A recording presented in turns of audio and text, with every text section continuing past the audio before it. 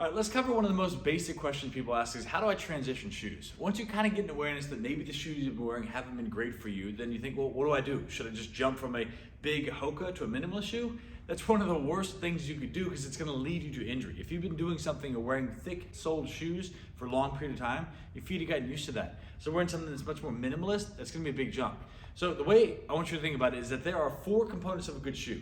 It's flat, meaning the heel and toe are on the same level. It's flexible, it's wide in the toe box, and it's got a thin sole.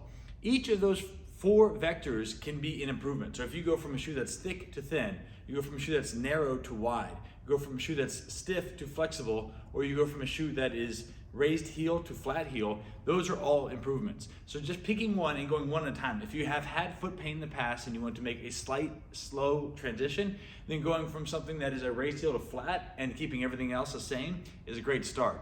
Eventually you want to get down to something like this, which is wide, flat, flexible, and thin. But the least important of that is the thin. The most important part is that you want to get a wide toe box shoe. For this, Ultras, A-L-T-R-A, are really great options. They tend to have varying options between thickness of the sole, but they're all flexible, they're all wide, and they're all flat. The next step would be go to something more minimalist like a Zero or a Vivo Barefoot. It's my personal favorite. So with those, they're very flexible, they're really wide in the toe box, and they have a thin sole, so it lets you feel the ground a little bit more. If you want to go the step further, that's for something like a Vibram 5-finger, which are my personal favorite, where you can let the toe cleavage hang out. This works really, really well and lets your foot spread out and engage. Now, if you really want to go the next step, you can get some of those Jesus sandals that let your toes flare out, but they have a heel strap. Those work really well.